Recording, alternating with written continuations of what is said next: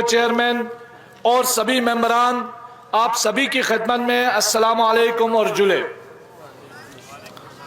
जैसा कि मेरे से पहले जितने भी पेशरो मुकर्रीन हजरात हैं, उन्होंने तफसीलन आप सभी के सामने बहुत सारी चीज़ें रखी, स्टेटहुड के बारे में, 6 शेड्यूल के बारे में। एक चीज़ जो मैं यहाँ आप सभी लोगों के सामने बयान करना चाहता हूँ बहैसियत नुमाइंदा अंजुमन जमीयतुल उलमा कि अंजुमन जमीयतुल उलमा का जो स्टैंड है वो शुरू से यही था कि हम जम्मू कश्मीर से आर्टिकल 370 के एब्रोगेशन के खिलाफ थे। खिलाफ क्यों थे? खिलाफ इसलिए थे कि हमें इस बात का अंदाजा था कि 370 और 35A के खत्म होने के बाद यहाँ जमीनों का तहफ़्फ़ुज़ खत्म हो जाएगा, यहाँ नौकरियों का तहफ़्फ़ुज़ खत्म हो जाएगा, हमारे हाथ में जो हक के हुकूमत और हक के मिल्कियत है वो हमारे हाथ से सल्ब हो जाएगा। इसीलिए हम आर्टिकल 370 की मुखालिफत करते थे। लेकिन आनन फानन में सरकार ने अपनी मर्जी से एक यूटी हमारे ऊपर थोपी और उस यूटी के थोपने के बाद आज 4 साल गुजर गए। आज सब एक सफ में खड़े होकर नौकरियों की मांग कर रहे हैं, सेफ गार्ड की मांग कर रहे हैं, जमहूरियत की मांग कर रहे हैं।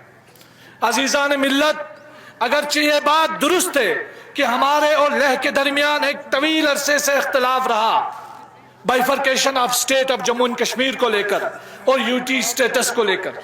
लेकिन एक वक्त ऐसा आया जब हम सबको, चाहे लेह के हो करगिल के हो, सभी लोगों को लगा कि हम सबका जो मुश्तरका कॉज है वो एक है, हम सबकी मंजिल एक है, मुश्तरका मंजिल एक है, हम सबके बच्चों का मुस्तकबिल खतरे में है, हम सबकी जो जमीन है वो खतरे में है। तो सब ने ये हिस्स महसूस की और एपेक्स बॉडी और केडीए के परचम तले हमने इन 4 पॉइंट एजेंडा को लेकर स्ट्रगल शुरू की।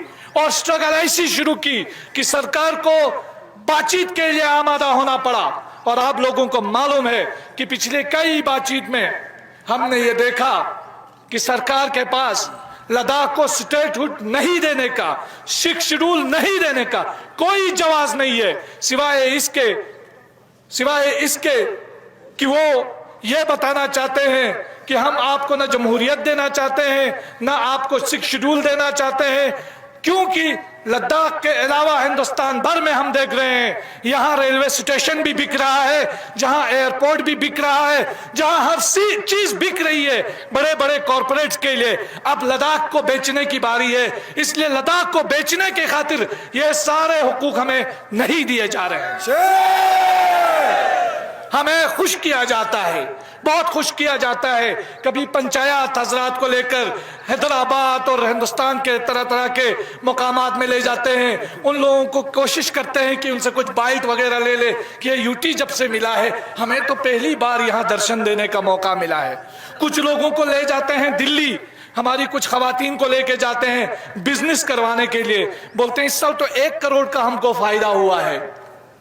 जब से यूटी मिली है तब से ये चीजें हुई है। लेकिन आपने देखा जब से यूटी मिली है तब से इवेंट पे इवेंट हो रहा है, लेकिन लद्दाख के आम लोगों को ना उनके हाथ में नौकरी है, ना उनके हाथ में जॉब है, जो जमीनें उनकी अपनी थी उस पर भी अपना अधिकार नहीं है। जब हम माननीय गृह मंत्री अमित शाह जी से मिले तो उन्होंने एक बात कही कि मैंने बहुत गलती की लद्दाख को यूटी देकर। मैं कहता हूं आपकी बात बिल्कुल सही है, अगर इस तरह से आपने यूटी देनी थी तो बिल्कुल गलत की है, आपने बिल्कुल गलत की है। हमें इस तरह की यूटी नहीं चाहिए। अगर हम देना है, आपने देना है तो लद्दाख को फुल स्टेटहुड देना चाहिए। लद्दाख डिजर्व करता है। पिछले 70-75 सालों में जब जब देश पे आफत पड़ी, लद्दाख शीशा पिलाई हुई दीवार की तरह देश के साथ खड़ा रहा। आज जब लद्दाख कुछ मांग रहा है आप पीठ दिखा रहे हैं। अफसोस का मुकाम नहीं है। आप तो कह रहे थे, प्राइम मिनिस्टर मोदी जब 2014 में यहां आया कहा कि मैं कच्छ बनाऊंगा कारगिल को। आज हमारे पीएचडी स्कॉलर्स हाथ में डिग्रियां थामे बेबस और लाचार नजर आते हैं। आप जम्मू कश्मीर में देख लीजिए, 3 बैचेस निकल गए पब्लिक सर्विस कमीशन के। लद्दाख में आज एक बैच भी, एक सिंगल रिक्रूटमेंट नहीं हुआ है गेजेटेड पोस्ट का। किसको शर्म आनी चाहिए, केडीए को, एपेक्स बॉडी को, या यूटी एडमिनिस्ट्रेशन और गवर्नमेंट को? ब्यूरोक्रेसी के दलदल में दबा के आपको कुछ नहीं मिलेगा, लोगों के जज्बात से खेल के कुछ नहीं मिलेगा। स्टेटहुड 6 शेड्यूल अब ये डिमांड नहीं है, ये सेंटिमेंट है लद्दाख के लोगों का, ये एस्पिरेशन है लद्दाख के लोगों का। आज नहीं तो कल देना होगा, क्योंकि लद्दाख की कयादत इस मसले को लेके न झुकेगी, न थकेगी और न ही बिकेगी। अजीजान गिरामी, बहुत सारे हमारे मुआशरे में इस वक्त नेगेटिविटी फैलाने की कोशिश की जाती है। मैं आप लोगों को बताता चलूं, हिंदुस्तान में बहुत सारे ऐसे स्टेट्स हैं जिनकी एक तारीख रही है स्ट्रगल की, स्टेटहुड की। आप यह ना समझ लेना कि एक हफ्ते के अंदर आपको स्टेटहुड मिलेगा, आप यह नहीं समझना कि एक हफ्ते के अंदर आपको 6 शेड्यूल मिलेगा। हो सकता है टाइम लगे, लेकिन इस्तिकामत की जरूरत है, बसीरत की जरूरत है, इकट्ठे खड़े होने की जरूरत है। इख्तिलाफात हर मुआशरे में होते हैं, हर सोसाइटी के अंदर होते हैं। जब बात आएगी आपके कॉमन इंटरेस्ट की, उस कॉमन इंटरेस्ट में अपने इख्तिलाफात को बालाए ताक रखना होगा।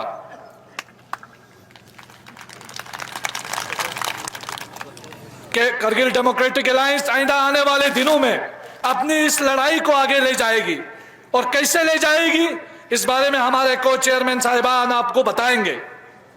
लेकिन मैं इस मौके पर यहां से बहुत सारे निजी टीवी चैनल्स हैं, यूट्यूबर्स हैं और कुछ इंडिविजुअल मेन स्ट्रीम मीडिया के लोग हैं जो लद्दाख के इश्यूज को हमेशा उठाते हैं, हाईलाइट करते हैं, उन तमाम लोगों का शुक्रिया अदा करता हूं। और मैं हमारे केडीए और एपेक्स के इस कॉज को, जो लद्दाख का कॉज है, केडीए और एपेक्स का भी नहीं है, लद्दाख का कॉज है, क्योंकि ये जो मेंबर्स हैं ये अलामती मेंबर्स हैं, बाकी आप सब केडीए के मेंबर्स हैं, हम सब केडीए हैं।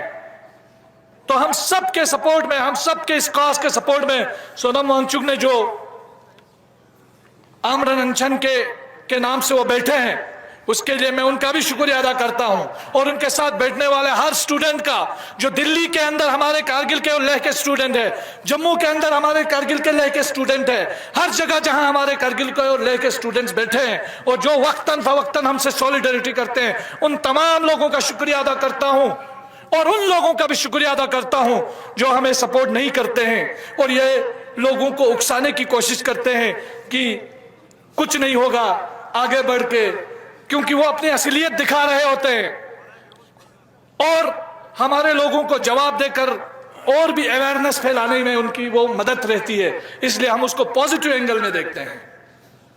मेरे अजीजान, एक बात जो इस मंच से मैं कहना चाहता हूं वो ये है कि आइंदा आने वाला दौर जो है हमारे लिए बहुत इम्तिहान का दौर है। हमें अपनी क़यादत पर एतमाद रखते हुए एक पॉजिटिव मेंटेलिटी के साथ आगे बढ़ने की ज़रूरत है और यह बताने की ज़रूरत है इस सरकार को, इस देश के लोगों को, कि अगर लद्दाख के लोगों की ये डिमांड्स पूरी नहीं होती है तो इसका नुकसान जो है लद्दाख को भी होगा। लद्दाख के साथ साथ हमारे जितने भी मुल्क के बहुत सारे नॉर्थ एरियाज के स्टेट से उसे भी होगा, क्योंकि लद्दाख का इन्वायरमेंट डिपेंड करता है उन एरियाज के साथ। लद्दाख में इसलिए 6 शेड्यूल की जरूरत है। आज हमारा इन्वायरमेंट, हमारे अंदर जो इन्वायरमेंटल क्राइसिस है, क्लाइमेट क्राइसिस है, वो बहुत तेजी से हम देख रहे हैं वो असरअंदाज हो रही है। इसलिए लद्दाख में 6 शेड्यूल देना लाजमी है। लद्दाख के लोगों को नौकरियों का जल्द अज जल्द दिया जाना लाजमी है और उनका इन प्रिंसिपल एग्री हो चुके हैं कि 80% जो रिजर्वेशन है लद्दाख एसटीज को दिया जाएगा गेजेटेड पोस्ट पर। और यह केडीए और एपेक्स ने ज्वाइंटली गवर्नमेंट के सामने यह मुद्दा रखा और 45% से बढ़ा करके 80% गेजेटेड पोस्ट की रिजर्वेशन की हमने बात की और इस पर सरकार इन प्रिंसिपल एग्री हो गई है। हमें यह कहा जा रहा था कि किसी भी यूटी के अंदर उनका अपना पब्लिक सर्विस कमीशन नहीं है तो लद्दाख का भी अपना पब्लिक सर्विस कमीशन नहीं होगा।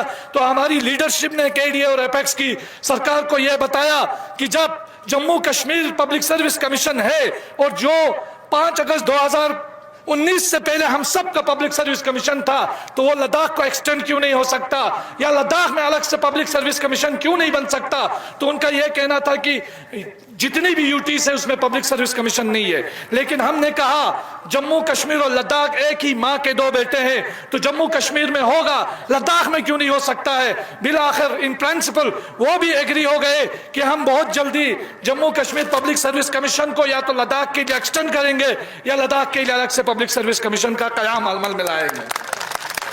जब हमारी लीडरशिप ने बात की दो अलहदा पार्लियामेंट्री सीट्स की, तो सरकार की तरफ से हमें बताया गया कि 2026 तक डिलिमिटेशन का प्रोसेस है, और जब तक डिलिमिटेशन का प्रोसेस है हम इस इशू को ज्यादा इस पर बात नहीं कर सकते। तो उसी बात को मद्देनजर रखते हुए हमने भी इस इशू पर सहमति कर ली। लेकिन 6 शेड्यूल और स्टेट हिट के इशू पर न हम, खासकर हमारे कमर अली आखोन साहब, करबलाई साहब, हमारे लागरुक साहब और केडी और एपेक्स के और बंदे हकीर सब ने ये बात कही कि हम 6 शेड्यूल और स्टेट हिट के इशू पर 1 इंच भी पीछे हटने को तैयार नहीं है। ये आज नहीं तो कल सरकार को देना होगा, और लद्दाख के लोग हमेशा अपनी इस आवाज को बुलंद करते रहेंगे। मैं एक बार फिर आप तमाम लोगों का शुक्रिया अदा करते हुए आप सबको एक नारे के साथ मैं ये अपनी तकरीर खत्म करूंगा। आप सबसे गुजारिश है एक बार खड़े होकर एक साथ हम आवाज होकर ये नारा लगाएं, आवाज दो, आवाज दो, आवाज दो, आवाज दो, लद्दाख में जमहूरियत बहाल करो, लद्दाख में जमहूरियत बहाल करो, लद्दाख को 6 शेड्यूल देना होगा, लद्दाख को स्टैट्यूट देना होगा, यूटी सेटअप नामंजूर, यूटी सेटअप नामंजूर, ब्यूरोक्रेसी की तानाशाही नामंजूर।